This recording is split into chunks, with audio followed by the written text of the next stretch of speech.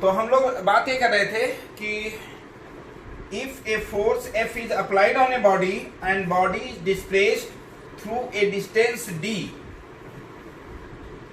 along the direction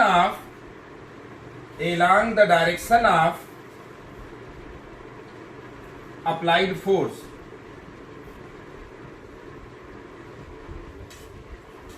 then the work done is given by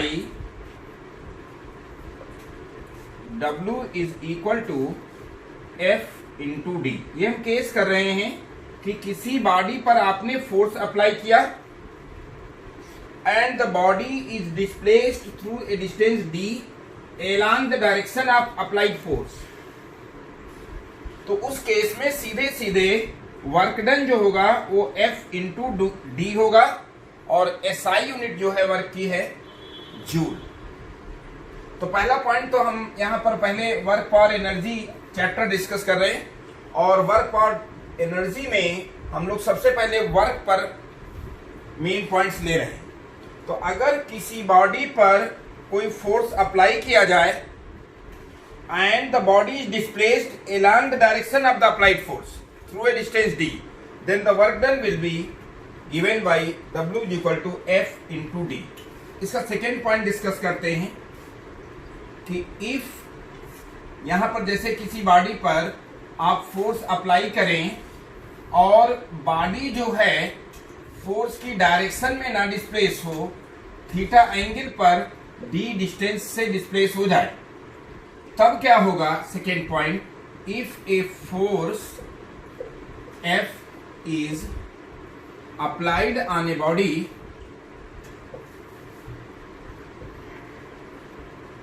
and body is displaced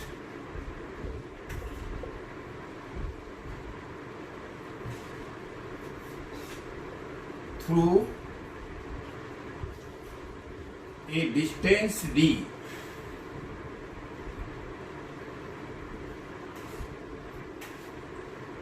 at an angle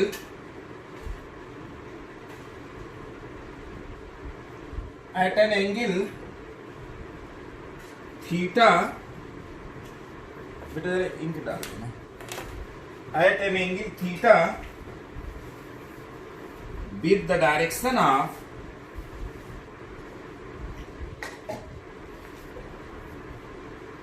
applied force। मतलब ये है कि body पर जो आपने फोर्स अप्लाई किया है तो फोर्स की डायरेक्शन में बॉडी डिस्प्लेस हो रही है, थीटा एंगल पर डिस्प्लेस हो रही है। तो आप क्या करेंगे? F का कंपोनेंट ले लेंगे F cos theta. Now the work done, then the work done will be given by W is equal to F cos theta into D। Work done will be F into D cos theta। और आप जानते हैं कि कोई भी अगर दो vector हैं तो F स्केलर प्रोडक्ट D हो जाता है। अभी हम लोग स्केलर प्रोडक्ट अलग से डिस्कस कर लेंगे कि जब ये F का मैग्नीट्यूड D का मैग्नीट्यूड cos थीटा आएगा, W will be nothing but F scalar product D। तो अगर हम किसी बॉडी पर फोर्स अप्लाई करते हैं और बॉडी उसी डायरेक्शन में डिस्प्लेस हो जाती है, फोर्स जिधर लगाया गया है उसी डायरेक्शन में डिस्प्लेस होती है, then the work done will be F into D। And if body is displaced at an angle theta with the direction of applied force, then the work done will be given by F scalar product D। Displacement भी vector quantity है, force भी vector quantity है और ये F scalar product D हो जाएगा। और ये आज जो है हम लेक्चर को रिकॉर्ड भी कर रहे हैं, आपको बाद में भी अच्छे से देख सकते हैं।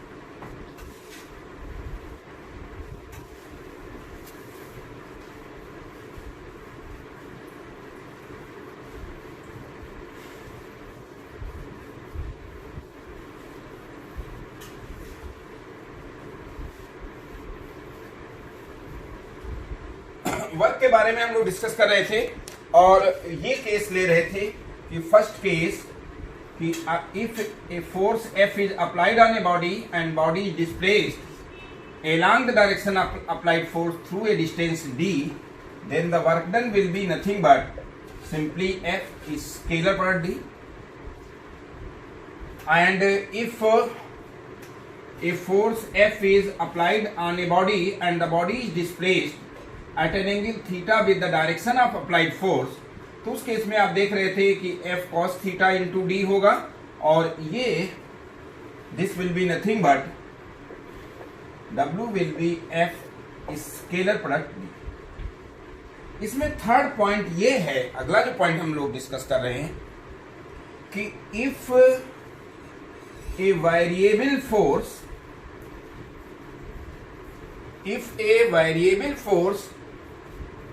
Is applied, if a variable force is applied on a body and the body is displaced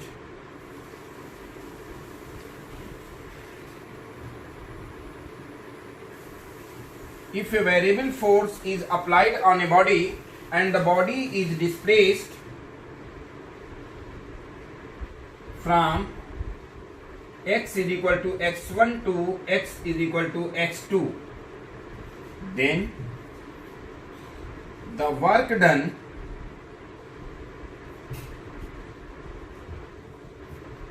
will be given by W will be F into dx, where it will vary, x will vary from x is equal to x1 to x is equal to x2। यहाँ पर integration involve हो गया और यहाँ पर जो हम third case लिए हुए हैं तो थर्ड केस में यहाँ पर एज्यूम ये कर रहे हैं कि body force is applied along x axis and the displacement is also along x axis. और फोर्थ पॉइंट हम लोग ये ले रहे हैं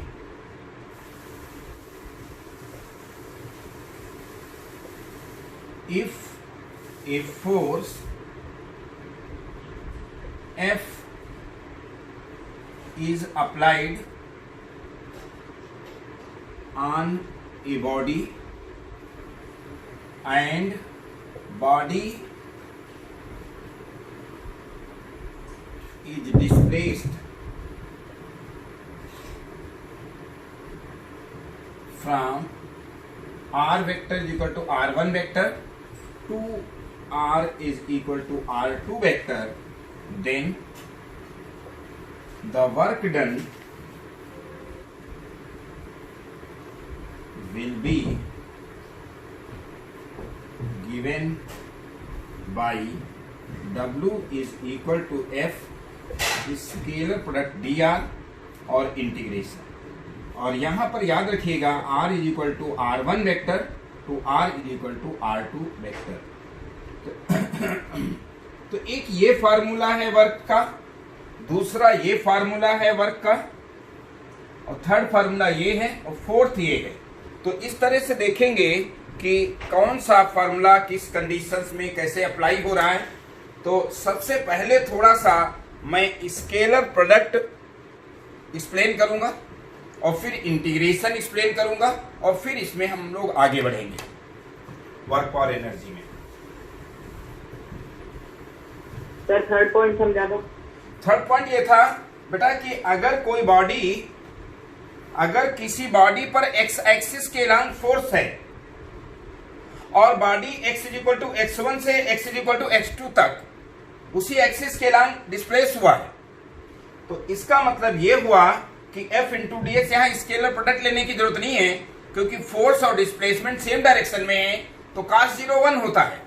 और वहां हमने फोर्थ केस में F स्केलर प्रोडक्ट dr लिया है।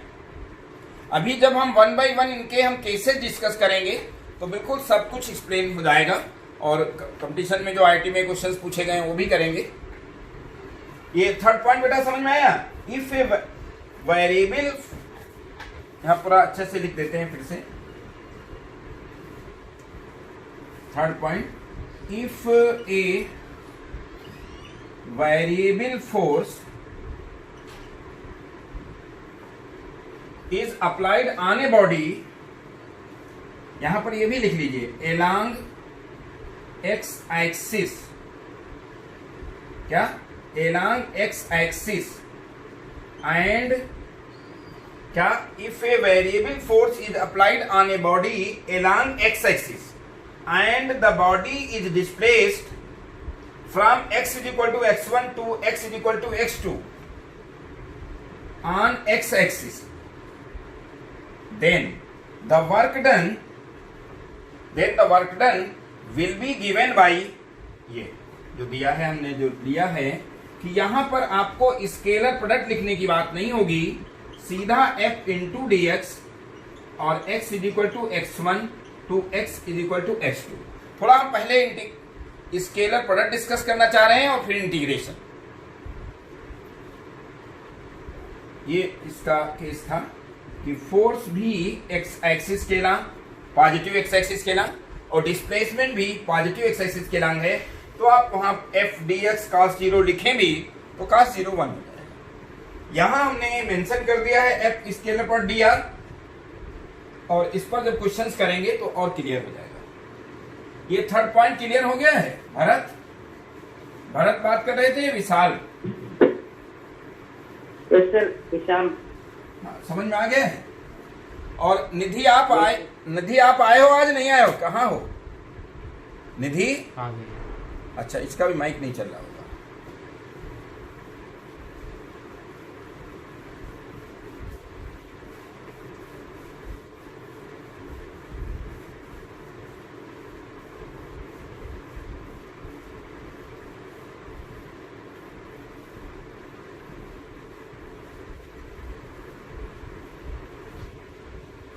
तो ये इसमें मैं एक बार स्केलर प्रोडक्ट फिर से बात करूंगा जिससे चीजें समझ में आ जाएं और कुछ उस पर क्वेश्चंस करेंगे।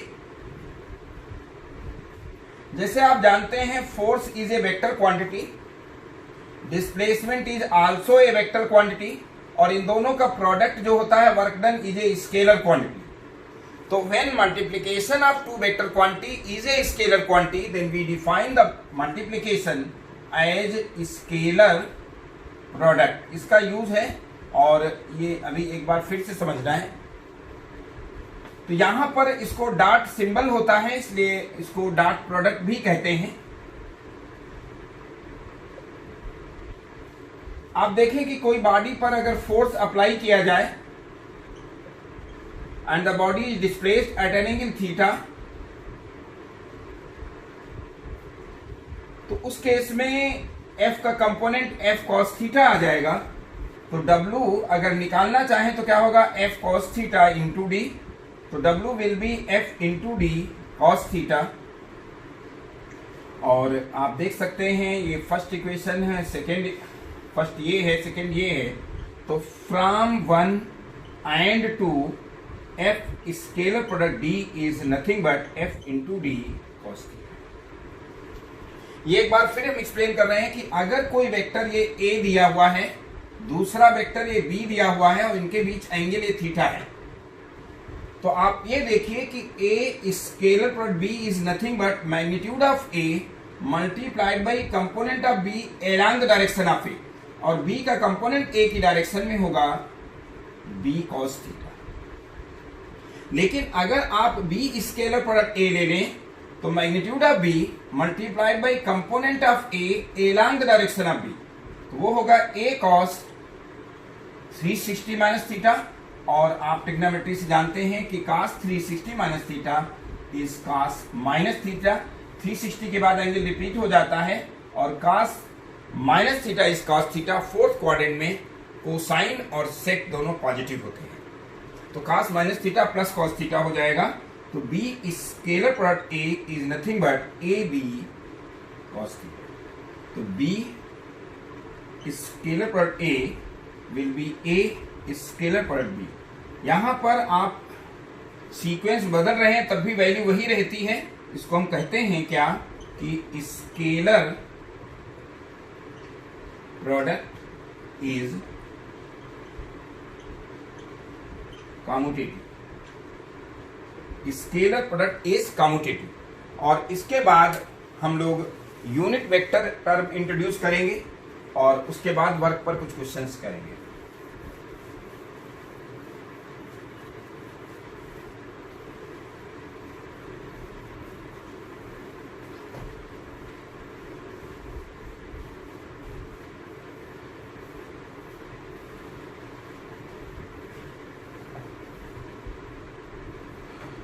तो आप ये देखिए कि x एक्सिस, y एक्सिस और ये इस पर नॉर्मल होती है z axis.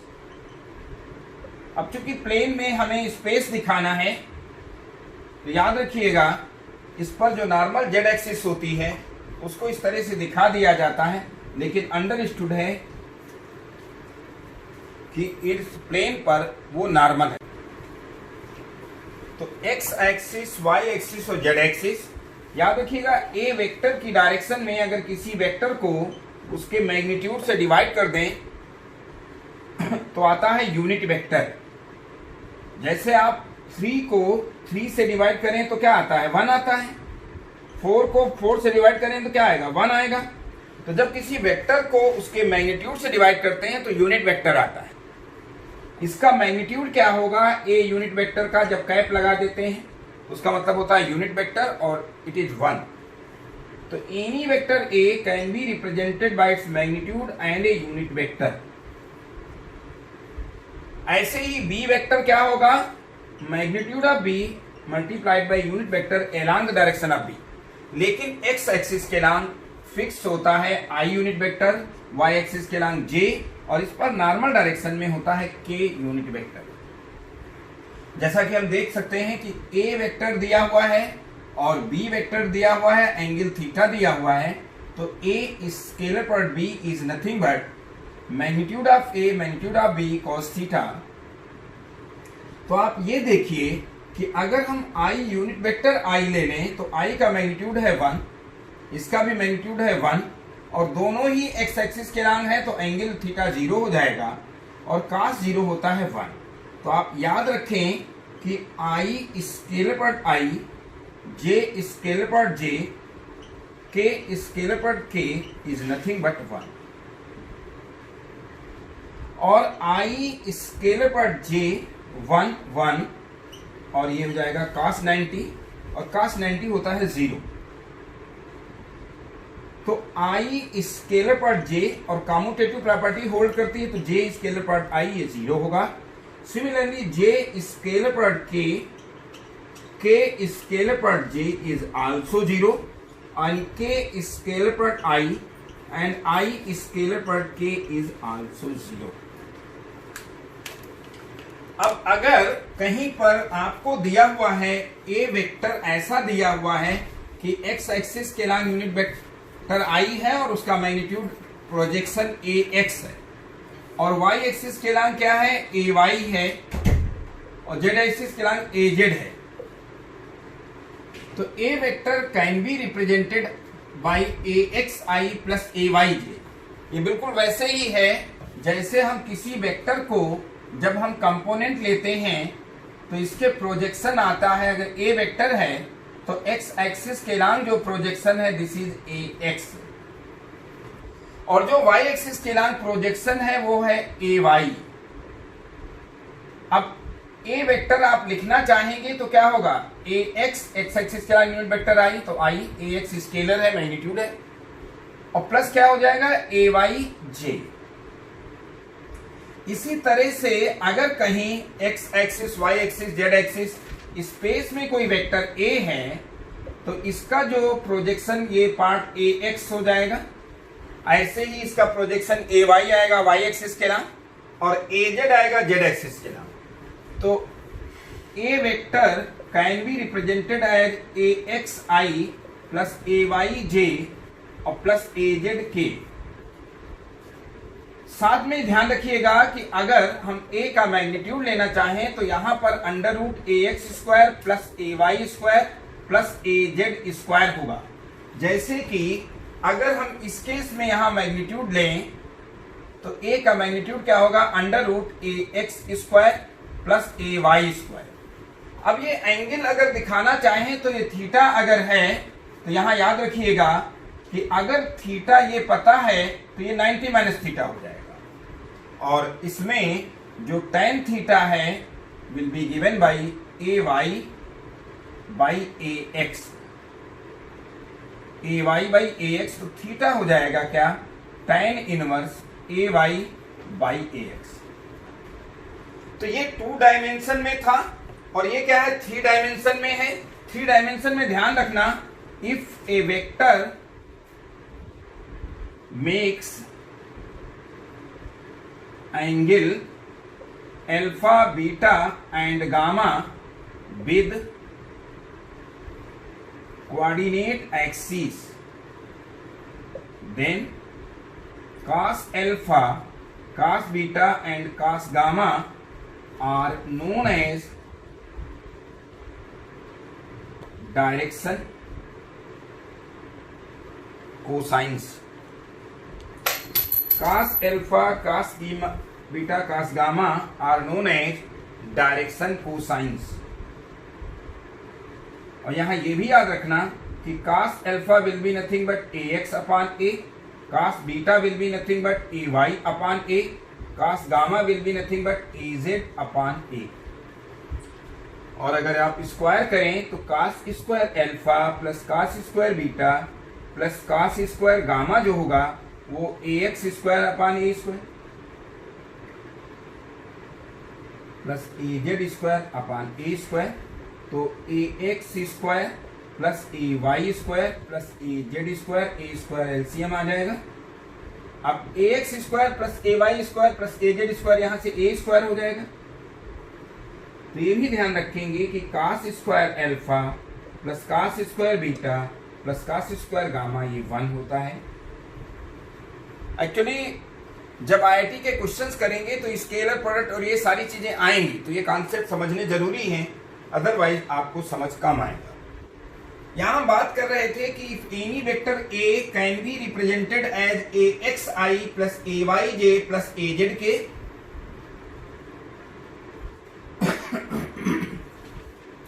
And b vector is given by b x i plus b y j plus b z k, then a scalar product b will be nothing but a x b x i dot i, और i dot i 1 हो जाएगा, a x b y i dot J 0, A x B Z I dot K 0, A Y B X J dot I 0, A Y B Y, ये फिर बच जाएगा A Y B Y, तो plus ए Y B Y, बाकी सब 0 हो जाएगा, plus ए Z और बी जेड, ये स्केलर प्रोडक्ट आता है।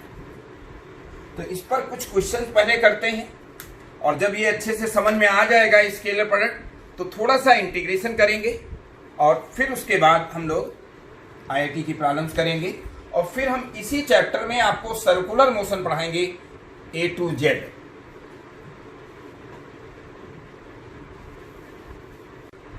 यहां पर फोर्स दिया हुआ है F और लिमिट्स दी हुई हैं x = 2 to x = 5, तो इस तरह से इसे ब्रेक कर लेंगे, और फिर 3x³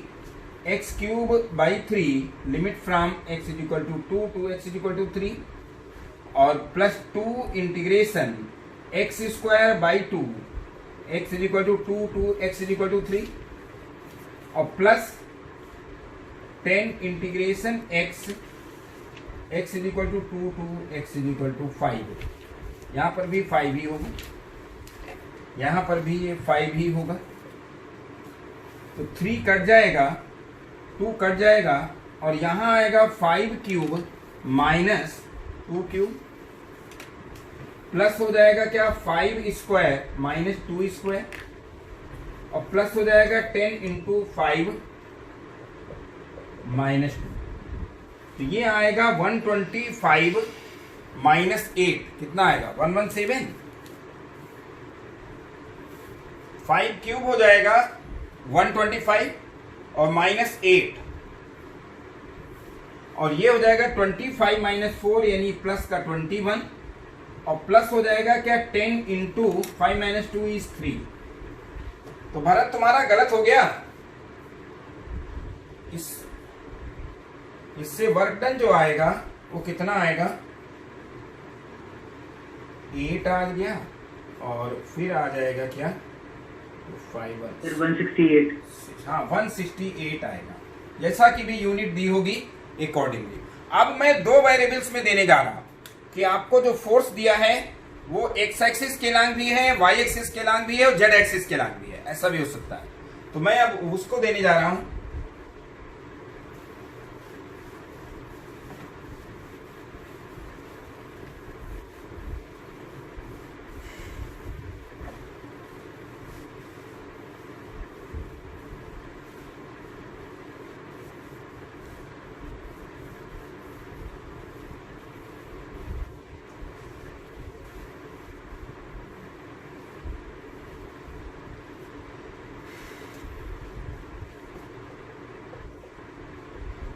If A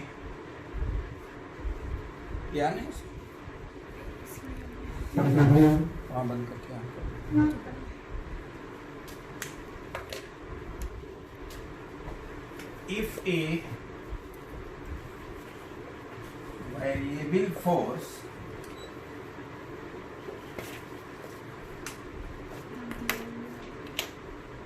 if a variable force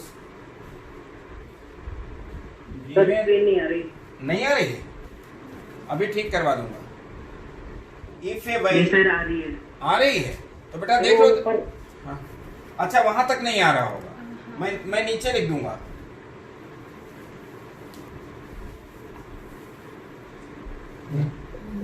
यहां तक आ रहा है ना। If a variable force given by F is equal to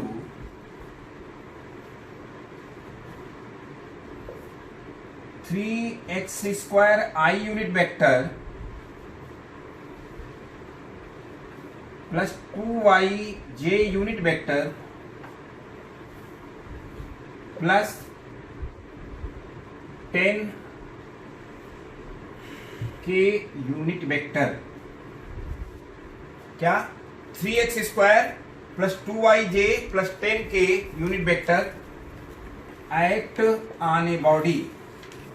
acts on a body and displaces it from 1 1 1 to 2 3 4। find work done by this force।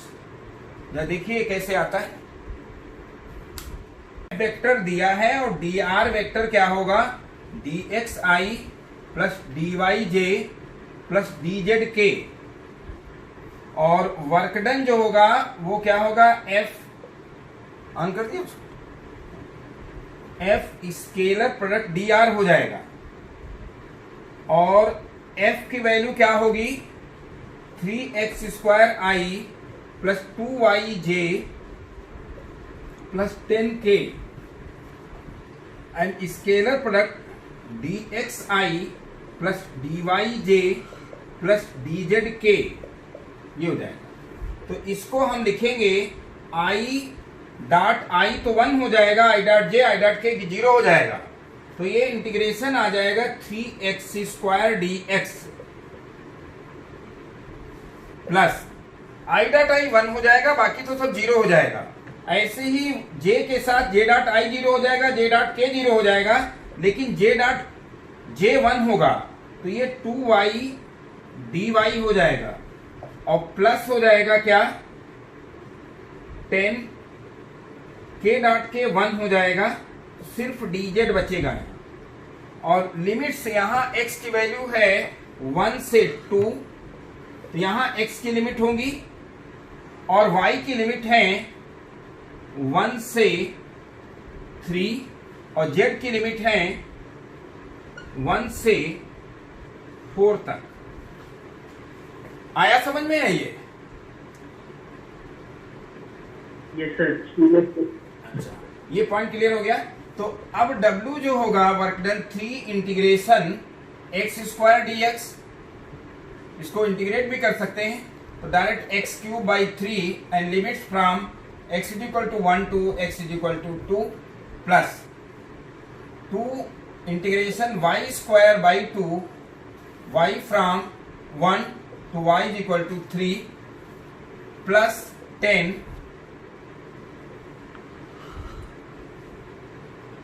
Integration z हो जाएगा, integration dz z हो जाएगा and z from 1 to z is equal to 4।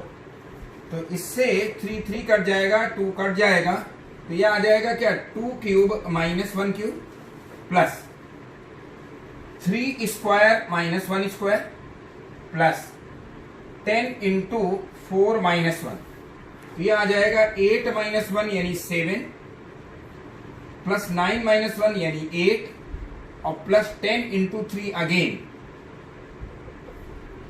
तो ये आ जाएगा 45 आ जाएगा। 30 plus 50, ये जो भी यूनिट दी होगी उसी यूनिट के साथ ये वैल्यू आ जाएगी। ये कुछ समझ में आया कि कैसे हम लोग 3 वेरिएबल्स में इंटीग्रेशन कर सकते हैं, कि जहां पर x y अलग बदल रहा है, y अलग चेंज हो रहा है, z अलग चेंज हो रहा है। अब इसी में आगे थोड़ा इंटीग्रेशन में sin x cos x भी कहीं ले सकते हैं, तो आप इसको इस तरह से कर लीजिएगा। और आज जो ये हमने अभी लिया है, जो वीडियो लेक्चर लिया है, फिर से समझिएगा कि हम वेव की मतलब पूरा साउंड शुरू करने के पहले मैं फिर एक बार बता दूं कि वेव जो है, पहले हम वेव को डिफाइन करेंगे। And waves are of 2 type, electromagnetic wave, mechanical wave. Mechanical waves are also of 2 type, transverse wave and longitudinal wave. Sound wave are just example of longitudinal waves. तो सबसे पहले हम लोग वेव डिस्कस करते हैं कि wave is disturbance produced in a medium which can transport energy from one place to another place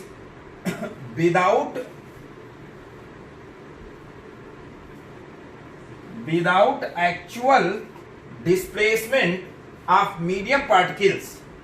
तो यहां पर आप देख रहे हैं कि अगर कोई यहां पर वाटर इस तरह से हम लोग कंसीडर करें कि कहीं पर ये इस तरह से वाटर या लिक्विड कॉलम कोई है और इसमें कोई स्टोन अगर थ्रो कर दिया जाए, तो आप ये देखेंगे कि जहां पर स्टोन थ्रो किया गया है वहां से वेव्स प्रोड्यूस होंगी, और एक कहीं कार्क, इसके थोड़ा आगे कार्क का कोई ब्लॉक रखा हुआ है, तो जब आप ये वेव यहां होगी तो ब्लॉक स्टेशनरी होगा, यहां होगी ब्लॉक स्टेशनरी होगा।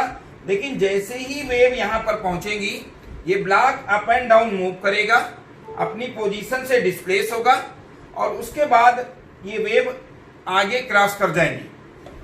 कहने का मतलब ये है कि ये पार्टिकल यहां से यहां नहीं जाता है, एनर्जी प्रोपोगेट होती है। तो सबसे बड़ी चीजें जो हम लोग डिफाइन किए हैं, वो सबसे पहले wave is disturbance produced in a medium which can transport energy from one place to another place without actual displacement of medium particles. ये तो वेव की डिफिनीशन है।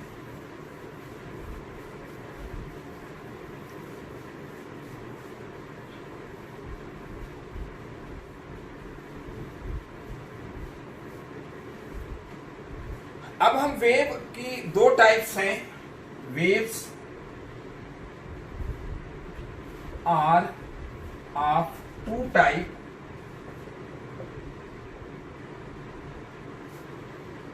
फर्स्ट है इलेक्ट्रो मैग्नेटिक वेव्स और दूसरी हैं मैकेनिकल वेव्स।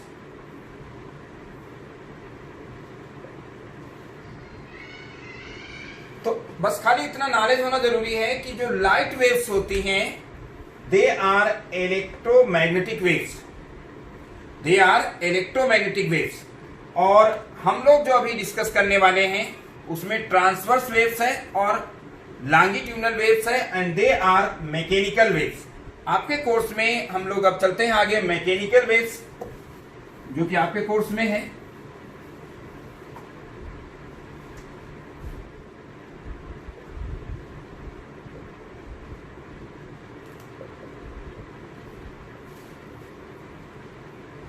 तो mechanical waves are of two type, या हम इस तरह से डिफाइन करते हैं, दोज वेव्स, जैसे कि लाइट वेव्स तो सन से यहां तक अर्थ तक जब आती हैं तो आप जानते हैं कि बीच में मीडियम नहीं भी है।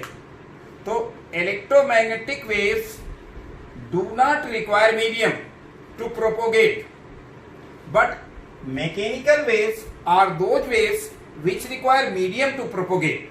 तो हम यहां डिफाइन कर रहे हैं those waves which require medium, क्या, those waves which require medium to propagate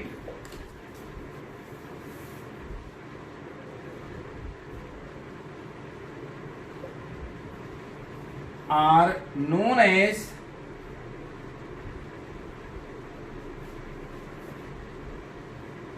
mechanical waves.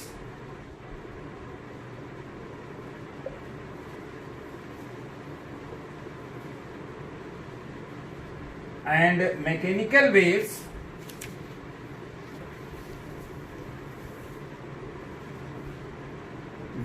are of two type.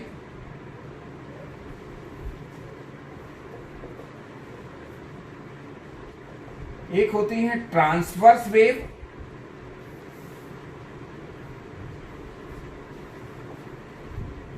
और दूसरी जो होती हैं वो लॉन्गिट्यूडनल वेव्स होती हैं।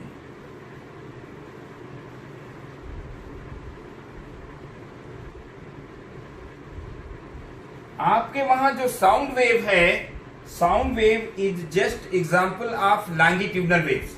तो एक बार हम लोग ट्रांसवर्स वेव और लॉन्गिट्यूडनल वेव डिफाइन कर लेते हैं, फिर हम आ जाएंगे साउंड वेव पर।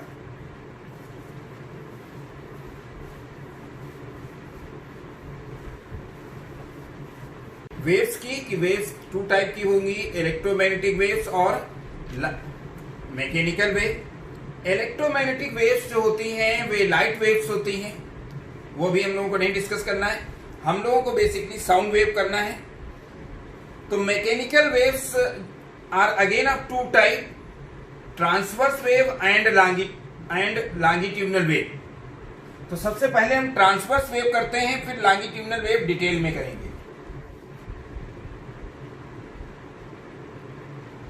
फिर बोर्ड थोड़ा सा ऊपर आ रहा है, तो अच्छा, कैमरा को थोड़ा सा ऊपर कर दो। हाँ अभी करवा दे रहे। नहीं तो आप उसके एक बुक और रख दो इसके ऊपर। अभी सही हो गया है क्या? हैं? Yes sir. ठीक ठीक। तो ट्रांसवर्स वेव की पहले हम डिफिनीशन लिखते हैं। ट्रांसवर्स वेव्स या दोज वेव्स, पापा किसका नंबर है? 8595 मम्मी का नंबर है। नहीं, दोज वेव्स इन विच, एक बार those waves in which medium particles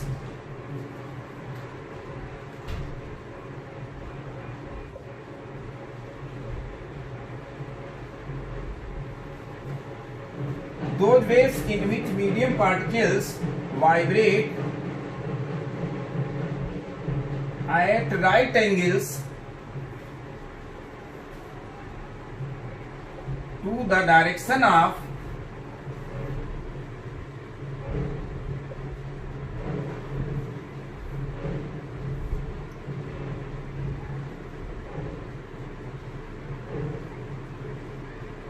propagation of waves। क्या? Those waves in which medium particles vibrate at right angles to the direction of propagation of wave are known as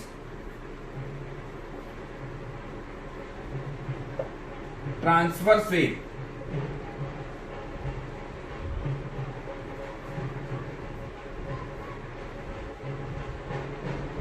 And transverse wave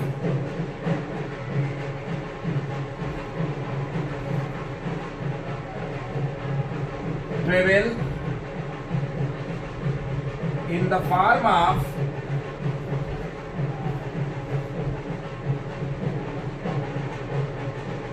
crust and trough.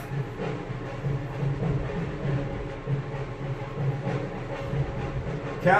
Those waves in which medium particles vibrate at right angles to the direction of propagation of wave are known as transverse wave, and transverse wave travel in the form of crust and trough. जैसे इस part को हम crust कहेंगे और इसको हम trough कहेंगे।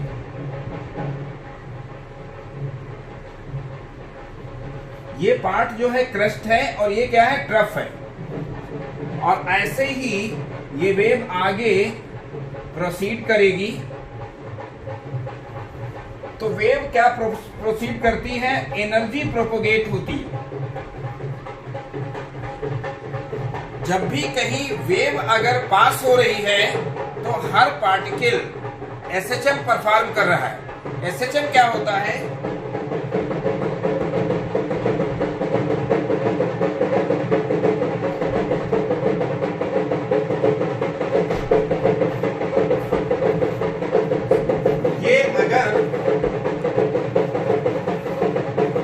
ये अगर कोई ब्लॉक है और इस ब्लॉक को कंप्रेस कर दें, जब ब्लॉक को कंप्रेस कर देंगे इस पोजीशन में, तो इस पर एक फोर्स लगता है kx, फिर ये यहां पर आ जाएगा और जब आप यहां से इस पॉइंट पे ले जाएंगे तो जो वर्क करता है तो इसमें पोटेंशियल एनर्जी के फॉर्म में आ जाता है। उसको हम इलास्टिक पोटेंशियल एनर्जी कहते हैं। और फिर उसके बाद ये इनिशियल पोजीशन में आएगा और स्प्रिंग वापस एक्सटेंड हो जाएगा, फिर फोर्स लगेगा और फिर ये वापस आ जाएगा। तो इस तरह से इस मीन पोजीशन के अबाउट ये ब्लॉक इस तरफ जाएगा, फिर वापस आएगा, दूसरी तरफ जाएगा, फिर वापस आएगा। It is known as one oscillation. तो कोई भी एसएचएम होता है तो उसमें वन ऑसिलेशन होता है। जैसे वन ऑसिलेशन क्या होगा? जैसे कोई सिंपल पेंडुलम है, किसी हैवी वेट को अगर किसी स्ट्रिंग से सस्पेंड कर दें और यहां ले जाके आप छोड़ दें तो ये इस तरफ वापस आएगा, फिर ये दूसरी तरफ जाएगा, फिर यहां से इस तरह से इस मीन पोजीशन के अबाउट ये एसएचएम परफॉर्म करता रहता है। तो हम यहाँ ये कह रहे हैं कि जहां कहीं भी वेव प्रोपोगेट होती है तो आप समझ लीजिए मीडियम पार्टिकल्स एसएचएम परफॉर्म करते हैं और अपनी एनर्जी दूसरे को दे देते हैं, फिर अगले को दे देता है। इस तरह से एनर्जी प्रोपोगेट हो जाती है। तो यहां हम कह रहे थे ट्रांसवर्स वेव में क्या होता है? ये पार्टिकल इस तरह से अपवर्ड जाएगा और यहां पर ये अपवर्ड जा रहा है, फिर ये डाउनवर्ड आ रहा है, फिर ये अपवर्ड जा रहा है और फिर ये डाउनवर्ड आएगा। तो ये एक इसको कहते हैं क्रस्ट और इसको कहते हैं क्या? ट्रफ कहते हैं। तो हम यहां यही बता रहे थे कि transverse wave those waves in which medium particle. तो आप देख रहे हैं कि वेव जा रही है, वेव एक्स एक्सिस के एलान जा रही है, लेकिन ये मीडियम पार्टिकल एक्स एक्सिस के परपेंडिकुलर डायरेक्शन में मूव कर रहा है, एसएचएम परफॉर्म कर रहा है। तो हम यहां डिफाइन क्या करते हैं कि transverse wave those waves in which medium particles, ये जो मीडियम पार्टिकल अपवर्ड जा रहा है, यहां डाउनवर्ड आ रहा है, तो those waves in which medium particles vibrate at right angles to the direction of propagation of wave are known as transverse wave, and transverse wave travel in the form of crust and trough. अब इसके बाद हम लोग बात करते हैं longitudinal waves जो आपके कोर्स में है।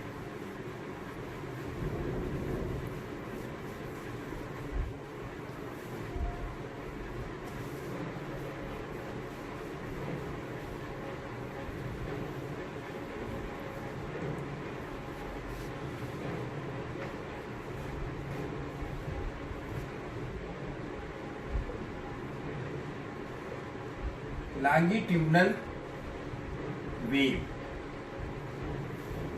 तो लॉन्गिट्यूडनल वेव क्या होता है कि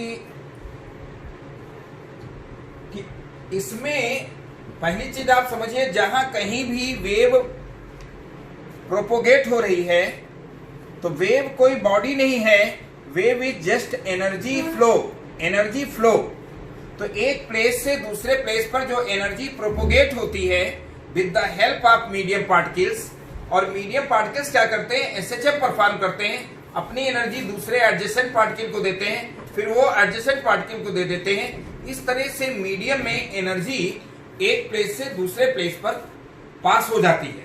तो हम बात कर रहे हैं अब लॉन्गिट्यूडनल वेव्स की। लॉन्गिट्यूडनल वेव जो होती हैं, साउंड वेव्स जो होती हैं, वो लॉन्गिट्यूडनल वेव ही होती हैं।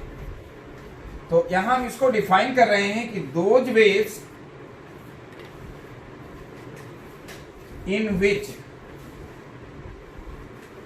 medium, those waves in which medium particles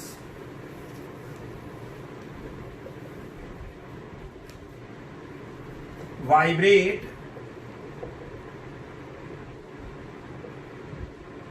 those waves in which medium particles vibrate along the direction of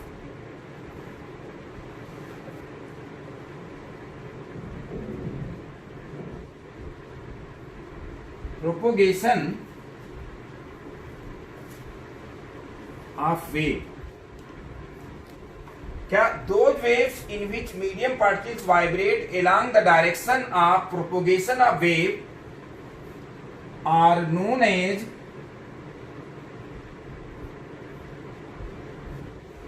longitudinal waves.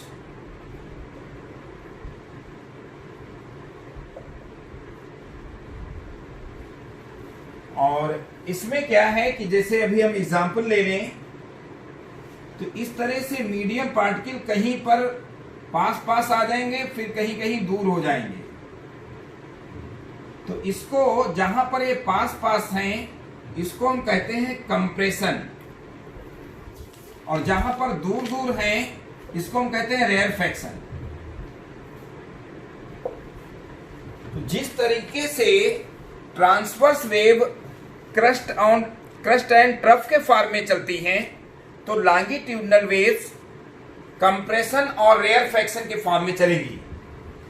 आगे लिखेंगे these waves travel in the form of compression, these waves travel in the form of compression and rarefaction। जहां पर ये rarer हो जाते हैं medium particles, इसको rarefaction बोलेंगे, और जहां पर ये क्लोज हो जाएंगे उसे कंप्रेशन बोलेंगे।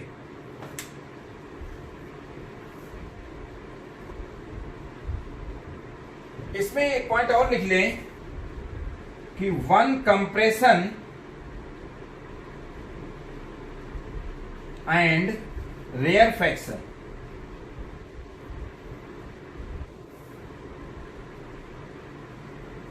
कंस्टिट्यूट, या ऐसे लिख लें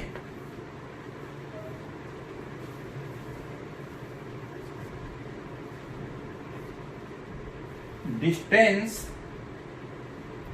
between two consecutive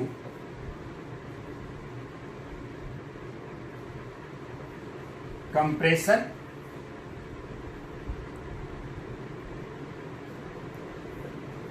or distance between two consecutive distance between two consecutive compression or distance between two consecutive rarefaction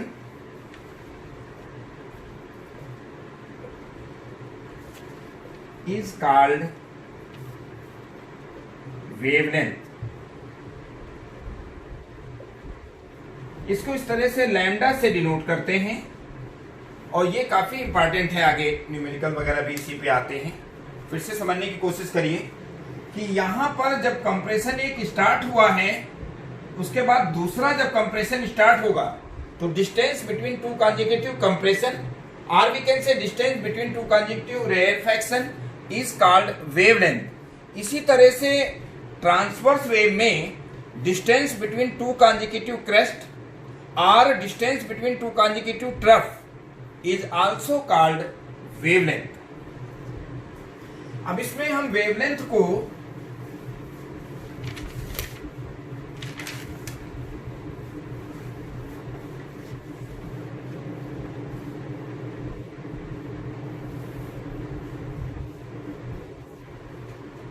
पहली चीज आप अब बिल्कुल इसको थोड़ा सा अगर बाइंड अप करते हैं कि कहीं भी अगर बात वेव की हो रही है तो wave means energy flow, propagation of energy. और अगर एनर्जी प्रोपोगेट हो रही है तो होता यह है कि मीडियम पार्टिकल्स एसएचएम परफॉर्म करते हैं और एक कंप्लीट ऑसिलेशन के लिए, जैसे कि अभी हमने एग्जांपल दिया था कि अगर ये कोई पेंडुलम सस्पेंड कर दें रिजिड सपोर्ट से और इसको इस तरह से ले जाके छोड़ दें तो ये इस तरह से टू एंड फ्रो मोशन करता है, जाता है फिर वापस आता है, फिर दूसरी तरफ जाएगा फिर वापस आ जाएगा। This is called one oscillation. जब वेव कोई प्रोपोगेट होती है, यहां पर क्या था अभी जब लॉन्गिट्यूडिनल वेव्स थी जो साउंड वेव होती है, ये मीडियम पार्टिकल यहां जाएगा फिर यहां से वापस आएगा फिर ये दूसरी तरफ जाएगा फिर यहां से वापस आएगा। तो इस तरह से इस मीन पोजीशन के अबाउट वाइब्रेट करता रहता है। और लॉन्गिट्यूडिनल वेव्स में along the direction of propagation of wave vibrate करता है और ट्रांसवर्स वेव में at right angles to the direction of propagation of wave vibrate करता है। तो यहां जो हम लोग अब डिस्कशन करेंगे वो ये कि एक तो टर्म इसमें जो होती है time period.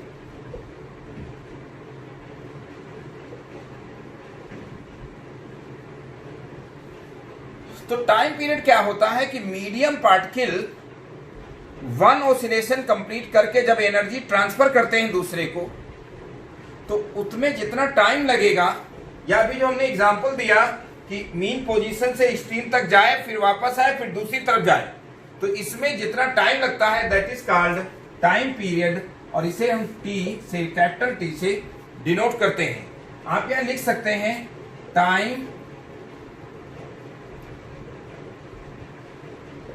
Taken by medium particles. क्या time taken by medium particles to complete one oscillation is called time period।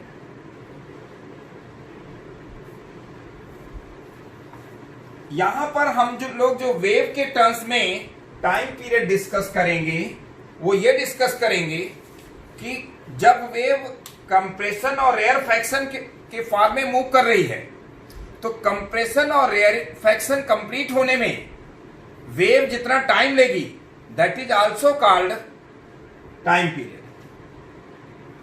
इसके बाद जो टर्म है वो है फ्रीक्वेंसी।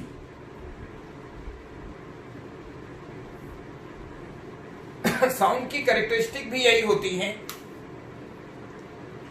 एक तो फ्रीक्वेंसी,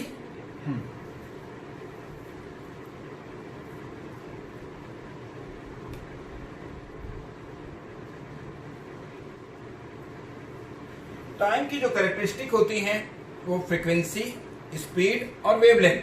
आगे भी हम बात करेंगे। क्या होता है frequency? Number of waves, wave कहेंगे कंप्रेशन और रेयरफैक्शन को मिला के कंप्लीट, तो number of waves,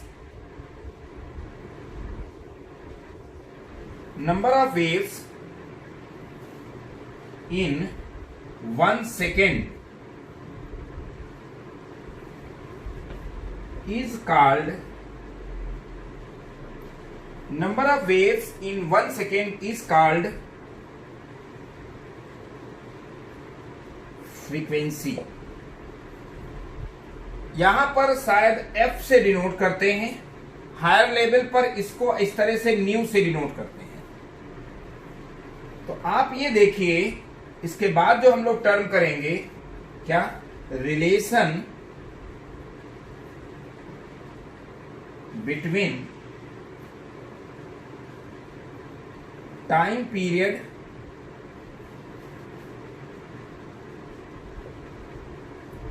and frequency. क्या, relation between time period and frequency. तो आप ये देखिए,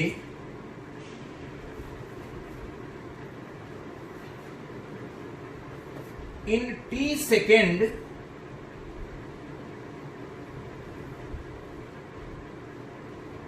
नंबर ऑफ वेव्स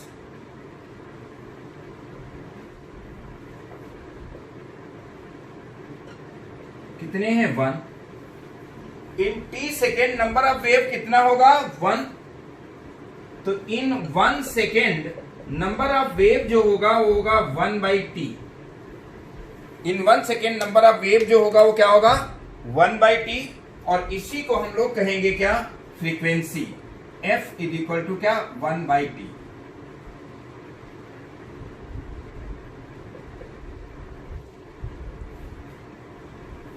अब अगला जो रिलेशन है वो काफी इंपॉर्टेंट है, एनटीएससी वगैरह में उस पर काफी बेस्ड प्रॉब्लम्स आती रही है, ध्यान देना. अगला जो रिलेशन है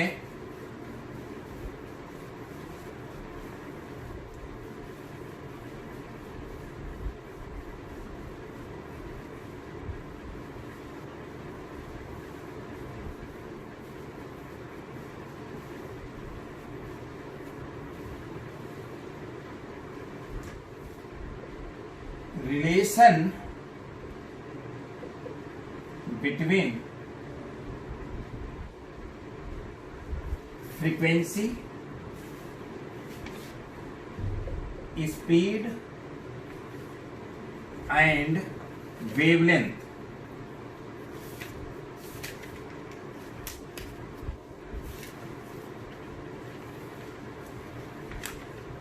अगर हम लोग वेवलेंथ को एक बार और थोड़ा सा हायर लेवल पर, आपके 9th में तो इतना काफी है कि कंप्रेशन और रेयर फ्रैक्शन को जो कंस्टिट्यूट करती है, जो डिस्टेंस होती है, distance between two consecutive compression और distance between two consecutive rarefaction is called wavelength.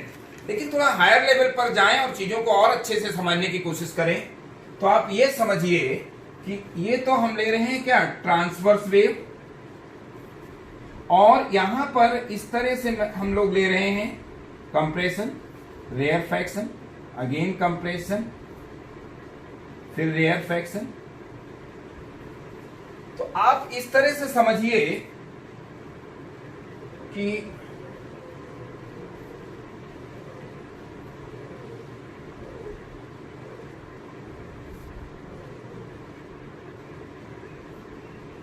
जैसे हम यहां पर कंप्रेशन ले रहे हैं ये, तो यहां पर ये क्रस्ट है, फिर ये रेयर फ्रैक्शन है, यहां पर क्या है, ट्रफ है. तो one compression and one rarefaction constitute one length, या this distance is called lambda and it is wavelength. यहां पर ये जो डिस्टेंस होगी ये क्या होगी, लैम्डा होगी, जिसको हम कह सकते हैं distance between two consecutive crest. एक ये क्रेस्ट और फिर अगला ये शुरू हो रहा है, तो distance between two consecutive crest जो होती है वो वेवलेंथ होती है. लेकिन अगर हम और थोड़ा हायर लेवल पर एक्चुअल जो डिफिनीशन जाएं वेवलेंथ की, तो वेवलेंथ को अगर हम लोग डिफाइन करें लैम्डा से डिनोट करते हैं क्या, the distance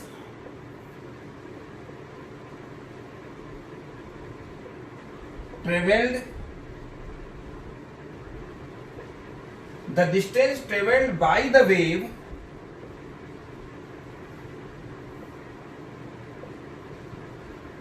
in T second, क्या?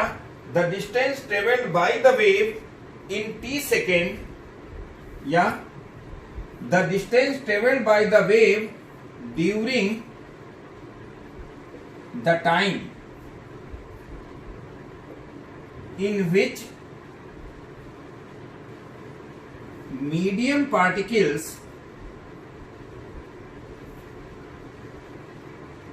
complete one oscillation.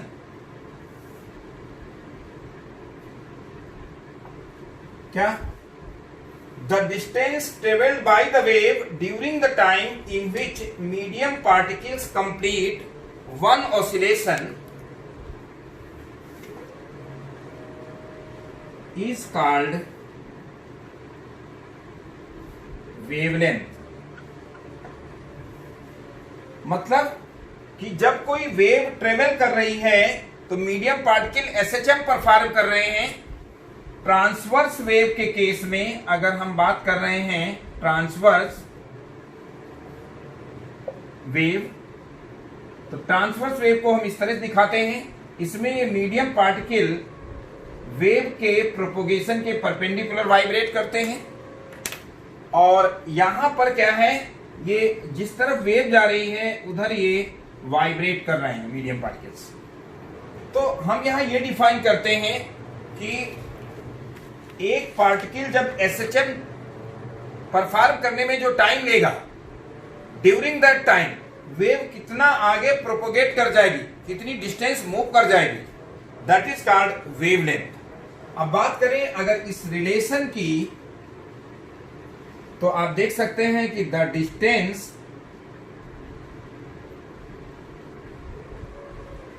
ट्रेवल्ड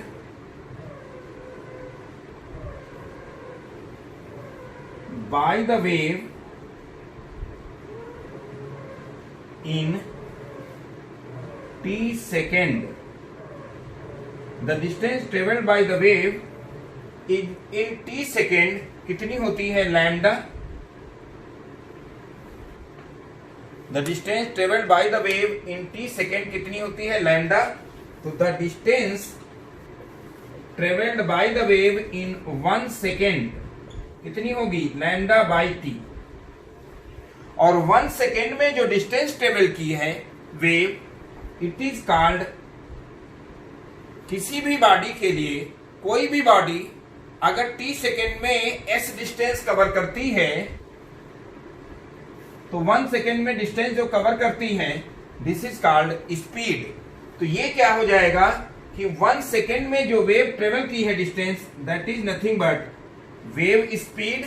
और आप पहले से ही कर चुके हैं कि 1/t जो होता है वो फ्रीक्वेंसी होता है, तो v will be F lambda. v will be क्या हो जाएगा? F lambda. एनटीएससी वगैरह में या इस टाइप के इस पर बेस्ड आपको फ्रीक्वेंसी या वेवलेंथ दिया है तो स्पीड पूछ सकते हैं, स्पीड दिया है फ्रीक्वेंसी, तो इस टाइप से क्वेश्चंस